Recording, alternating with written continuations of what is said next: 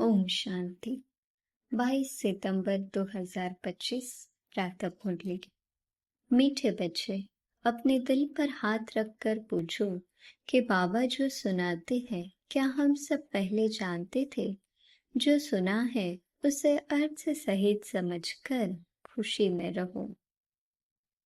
प्रश्न: तुम्हारे इस ब्राह्मण धर्म में सबसे अधिक ताकत है कौन सी और कैसे?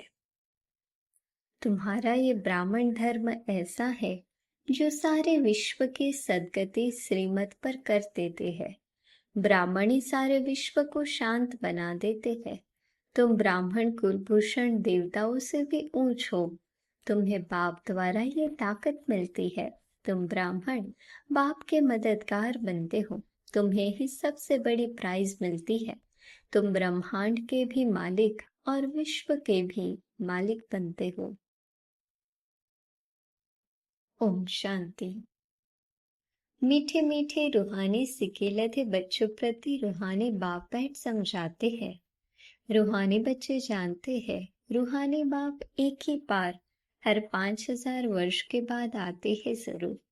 कल्प नाम रख दिया है जो कहना पड़ता है।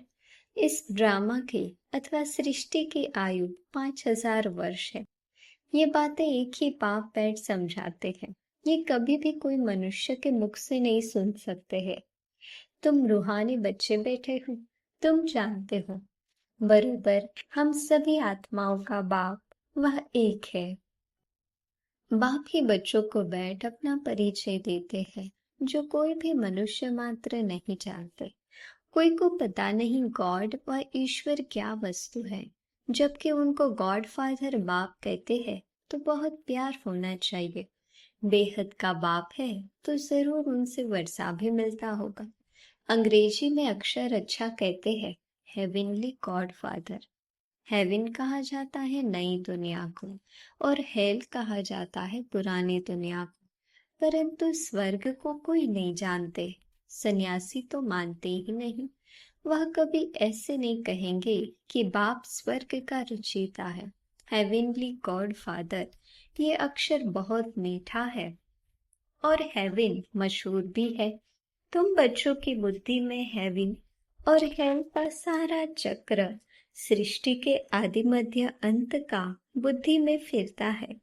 जो सर्विसेबल है सभी तो एक रस सर्विसेबल नहीं बनते। तुम अपनी राजधानी स्थापन कर रहे हो। फिर से तुम कहेंगे हम रूहानी बच्चे बाप की श्रेष्ठ मत पर चल रहे हैं। ऊंचते ऊंच बाप की ही श्रीमत है। श्रीमद भगवद गीता भी गाई हुई है। यह है पहले नंबर का शास्त्र। बाप का नाम सुनने से ही जट वर्षा याद आ जाता है। ये दुनिया में कोई भी नहीं जानते कि गॉडफादर से क्या मिलता है। अक्षर कहते हैं प्राचीन युग, परंतु समझते नहीं कि प्राचीन युग किसने सिखाया। वो तो श्री कृष्ण ही कहेंगे क्योंकि गीता में श्री कृष्ण का नाम डाल दिया है। अभी तुम समझते हो बाप ने ही राजयोग सिखाया जिससे सब मुक्ति जीवन मुक्ति को पाते हैं। ये भी समझते हो कि भारत में ही शिव बाबा आया था, उनकी जयंती भी मनाते हैं। परंतु गीता में नाम गुम होने से महिमा भी गुम हो गई है। जिससे सारी दुनिया को सुख शांति मिलती है उस बाप को भूल गए हैं। इनको कहा ही जाता है एक गज भूल का नाटक। बड़े ते बड़ी भूल ये है जो बाप को नहीं जानते। कभी कहते वह नाम रूप से न्यारा है, फिर कहते कच्छ मच्छ अवतार है, ठीकर भीतर में है। भूल में भूल होती जाती है, सीढ़ी नीचे उतरते जाते हैं। कला कम होती जाती है, तमो प्रधान बनते जाते हैं। ड्रामा के प्लान अनुसार जो बाप स्वर्ग का रचयिता है, जिसने भारत को स्वर्ग का मालिक बनाया, उनको ठीकर भीतर में कह देते हैं। अभी बाप समझाते हैं तुम सीढ़ी कैसे उतरते आए हो, कुछ भी किसको पता नहीं है। ड्रामा क्या है पूछते रहते हैं। ये दुनिया कब से बनी है, नई सृष्टि कब थी, तो कह देंगे लाखों वर्ष आगे। समझते हैं पुरानी दुनिया में तो अभी बहुत वर्ष पड़े हैं। इसको अज्ञान अंधियारा कहा जाता है। गायन भी है, ज्ञान अंजन सतगुरु दिया, अज्ञान अंधेर विनाश। तुम समझते हो, रचयिता बाप जरूर स्वर्ग ही रचेंगे। बाप ही आकर नर्क को स्वर्ग बनाते हैं। रचयिता बाप ही आकर सृष्टि के आदि मध्य अंत का ज्ञान सुनाते हैं। आते भी है अंत में, टाइम तो लगता है ना। ये भी बच्चों को समझाया है, ज्ञान में इतना समय नहीं लगता है जितना याद की यात्रा में लगता है। 84 जन्मों की कहानी तो जैसे एक कहानी है। आज से 5 वर्ष पहले किन्हों का राज्य था, वह राज्य कहाँ गया। तुम बच्चों को अब सारी नॉलेज है। तुम हो कितने साधारण, अजामिल जैसे पापी, अहिल्याए, कुब्जाए, भिलनिया, उनको कितना ऊंच बनाते हैं। बाप समझाते हैं, तुम क्या से क्या बन गए हो। बाप आकर समझाते हैं, पुरानी दुनिया का अब हाल देखो क्या है। मनुष्य कुछ भी नहीं जानते कि सृष्टि का चक्र कैसे फिरता है। बाप कहते हैं, तुम अपने दिल पर हाथ रखकर पूछो, आगे ये कुछ जानते थे? कुछ भी नहीं। अभी जानते हो, बाबा फिर से आकर हमको विश्व की बादशाही देते हैं। कोई की बुद्धि में नहीं आएगा कि विश्व की बादशाही क्या होती है। विश्व माना सारी दुनिया। तुम जानते हो, बाप हमको ऐसा राज्य देते हैं जो हमसे आधा कल्प तक कोई छीन नहीं सकते। तो बच्चों को कितनी खुशी होनी चाहिए। बाप से कितना बार राज्य लिया है। बाप सत्य है, सत्य शिक्षक भी है, सतगुरु भी है। कब सुना ही नहीं, अभी अर्थ सही तुम समझते हो। तुम बच्चे हो, बाप को तो याद कर सकते हो। आजकल छोटेपन में ही गुरु करते हैं। गुरु का चित्र बनाए भी गले में डालते हैं व घर में रखते हैं। यहाँ तो वंडर है, बाप, शिक्षक, सतगुरु सब एक ही है। बाप कहते हैं, मैं साथ में ले चलूंगा। तुमसे पूछेंगे क्या पढ़ते हो, बोलो हम नई दुनिया में राजाई प्राप्त करने लिए राजयोग पढ़ते हैं। ये है ही राजयोग। जैसे बैरिस्टर योग होता है, तो जरूर बुद्धि का योग बैरिस्टर तरफ जाएगा। टीचर को जरूर याद तो करेंगे ना। तुम कहेंगे, हम स्वर्ग की राजाई प्राप्त करने के लिए ही पढ़ते हैं। कौन पढ़ाते हैं? शिव बाबा भगवान। उनका नाम तो एक ही है जो चला आया है। रथ का नाम तो है नहीं। मेरा नाम है ही शिव। बाप शिव और रथ ब्रह्मा कहेंगे। अभी तुम जानते हो ये कितना वंडरफुल है। शरीर तो एक ही है। इनको भाग्यशाली रथ क्यों कहते हैं? क्योंकि शिव बाबा की प्रवेशता है तो जरूर 2 आत्माएं ठहरी। ये भी तुम जानते हो, और किसको तो ये ख्याल में भी नहीं आता। अब दिखाते हैं भागीरथ ने गंगा लाई। क्या पानी लाया? अभी तुम प्रैक्टिकल देखते हो क्या लाया है, किसने लाया है, किसने प्रवेश किया है। बाप ने किया ना। मनुष्य में पानी थोड़ी ही प्रवेश करेगा, जटाओं से पानी थोड़ी ही आएगा। इन बातों पर मनुष्य कभी ख्याल भी नहीं करते हैं। कहा ही जाता है, रिलीजन इज माइट, रिलीजन में ताकत है। बताओ, सबसे जास्ती किस रिलीजन में ताकत है? किसी ने कहा ब्राह्मण रिलीजन में। हाँ भैया ठीक है, जो कुछ ताकत है ब्राह्मण धर्म में ही है, और कोई रिलीजन में कोई ताकत नहीं।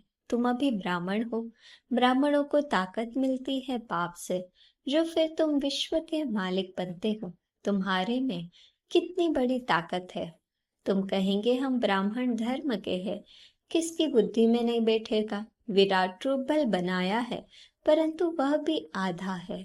मुख्य रचना और उनकी पहली रचना को कोई नहीं जानते। बाप है रचता, फिर ब्राह्मण है चोटी। इनमें ताकत है। बाप को सिर्फ याद करने से ताकत मिलती है। बच्चे तो जरूर नंबरवार ही बनेंगे ना। तुम इस दुनिया में सर्वोत्तम ब्राह्मण कुलभूषण हो, देवताओं से भी ऊंच हो। तुमको अब ताकत मिलती है। सबसे जास्ती ताकत है ब्राह्मण धर्म में। ब्राह्मण क्या करते हैं? सारे विश्व को शांत बना देते हैं। तुम्हारा धर्म ऐसा है जो सर्व की सद्गति करते हैं श्रीमत द्वारा। तब बाप कहते हैं, तुमको अपने से भी ऊंच बनाता हूँ। तुम ब्रह्मांड के भी मालिक, विश्व के भी मालिक बनते हो। सारे विश्व पर तुम राजाई करेंगे। अभी गाते हैं ना, भारत हमारा देश है। कभी महिमा के गीत गाते, कभी फिर कहते भारत की क्या हालत है। जानते नहीं कि भारत इतना ऊंच कब था। मनुष्य तो समझते हैं स्वर्ग अथवा नर्क यहाँ है। जिसको धन मोटर आदि है वह स्वर्ग में है, ये नहीं समझते। स्वर्ग कहा ही जाता है नई दुनिया को। यहाँ सब कुछ सीखना है। साइंस का हुनर भी फिर वहाँ काम में आता है। ये साइंस भी वहाँ सुख देती है। यहाँ तो इन सब से है अल्पकाल का सुख। वहाँ तुम बच्चों के लिए साइंस सुख हो जाएगा। यहाँ सब सीखना है जो फिर संस्कार ले जाएंगे। कोई नई आत्माएं नहीं आएगी जो सीखेगी। यहाँ के बच्चे ही साइंस सीखकर वहाँ चलते हैं, बहुत होशियार हो जाएंगे। कब संस्कार ले जाएंगे फिर वहाँ काम में आएंगे। अभी है अल्पकाल का सुख, फिर ये बॉम्ब आदि ही सबको खलास कर देंगे। मौत के बगैर शांति का राज्य कैसे हो? यहाँ तो अशांति का राज्य है। ये भी तुम्हारे में नंबरवार है जो समझते हैं। हम पहले पहले अपने घर जाएंगे, फिर सुख धाम में आएंगे। सुख में बाप तो आते ही नहीं। बाप कहते हैं, मुझे भी वानप्रस्थ रथ चाहिए ना। भक्ति मार्ग में भी सबकी कामनाएं पूरी करता आया हूँ।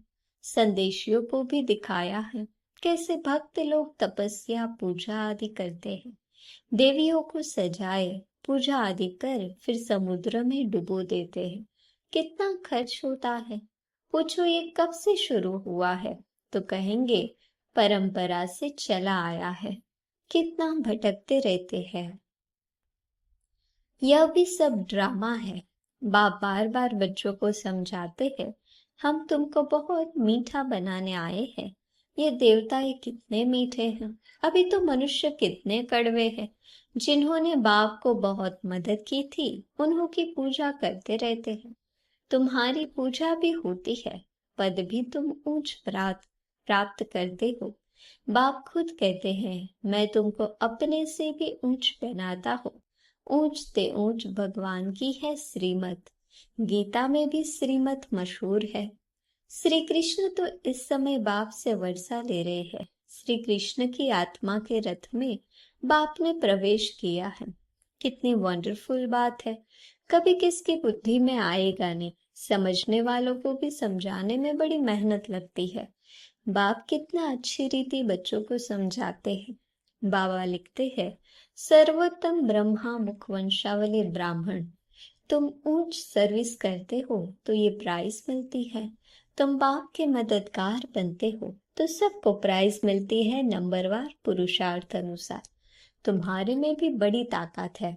तुम मनुष्य को स्वर्ग का मालिक बना सकते हो। तुम रूहानी सेना हो। तुम ये बेज नहीं लगाएंगे तो मनुष्य कैसे समझेंगे कि ये भी रूहानी मिलिट्री है। मिलिट्री वालों को हमेशा बेज लगा हुआ होता है। शिव बाबा है नई दुनिया का रचयिता। वहां इन देवताओं का राज्य था, अब नहीं है। फिर बाप कहते हैं मन मना भव। देश सहित सब संबंध छोड़ मामेकम याद करो तो श्री कृष्ण की डिनास्टी में आ जाएंगे। इसमें लज्जा की तो बात ही नहीं। बाप की याद रहेगी। बाप इनके लिए भी बताते हैं। ये नारायण की पूजा करते थे। नारायण की मूर्ति साथ में रहती थी। चलते फिरते उनको देखते थे। अभी तुम बच्चों को ज्ञान है, बेच तो जरूर लगा रहना चाहिए। तुम हो नर को नारायण बनाने वाले। राजयोग भी तुम ही सिखलाते हो। नर से नारायण बनाने की सर्विस करते हो। अपने को देखना है, हमारे में कोई अवगुण तो नहीं है। तुम बच्चे बाप दादा के पास आते हो। बाप है शिव बाबा, दादा है उनका रथ। बाप जरूर रथ द्वारा ही मिलेंगे ना। बाप के पास आते हैं रिफ्रेश होने। सम्मुख बैठने से याद पड़ती है। बाबा आया है ले जाने के लिए। बाप सम्मुख बैठे हैं तो झांकती याद आनी चाहिए। अपनी याद की यात्रा को वहां भी तुम रोज बढ़ा सकते हो। अच्छा, मीठे मीठे सिकिलधे बच्चों प्रति माता पिता बाप दादा का याद प्यार और गुड मॉर्निंग। रूहानी बाप की रूहानी बच्चों को नमस्ते। हम रूहानी बच्चों की रूहानी बाप दादा को याद प्यार गुड मॉर्निंग और नमस्ते। धारणा के लिए मुख्य सार। अपने को देखना है कि हमारे में कोई अवगुण तो नहीं है। जैसे देवता ये मीठे है, ऐसा मीठा बना हूं। बाप की श्रेष्ठ ते श्रेष्ठ मत पर चल अपनी राजधानी स्थापन करनी है। सर्विसेबल बनने के लिए सृष्टि के आदि मध्य अंत का हेवन और हेल का ज्ञान बुद्धि में फिराना है। वरदान। खुदाई खिदमतगार की स्मृति द्वारा सहज याद का अनुभव करने वाले सहज योगी भव। खुदाई खिदमतगार अर्थात जो खुदा व बाप ने खिदमत दी है, सेवा दी है, उसी सेवा में सदा तत्पर रहने वाले। सदा यही नशा रहे कि हमें स्वयं खुदा ने खिदमत दी है। कार्य करते हुए जिसने कार्य दिया है उसको कभी भूला नहीं जाता। तो कर्मणा सेवा में भी ये स्मृति रहे कि बाप के डायरेक्शन अनुसार कर रहे हैं, तो सहज याद का अनुभव करते सहज योगी बन जाएंगे। स्लोगन। सदा गॉडली स्टूडेंट लाइफ की स्मृति रहे तो माया समीप नहीं आ सकती। अव्यक्त इशारे। अब लगन की अग्नि को प्रज्वलित कर योग को ज्वाला रूप बनाओ। जितना स्थापना के निमित्त बने हुए ज्वाला रूप होंगे, उतना ही विनाश वाला प्रत्यक्ष होगी। संगठन रूप में ज्वाला रूप की याद विश्व के विनाश का कार्य संपन्न करेगी। इसके लिए हर सेवा केंद्र पर विशेष योग के प्रोग्राम चलते रहे तो विनाश ज्वाला को पंखा लगेगा। योग अग्नि से विनाश की अग्नि चलेगी, ज्वाला से ज्वाला प्रज्वलित होगी। अच्छा, ओम शांति।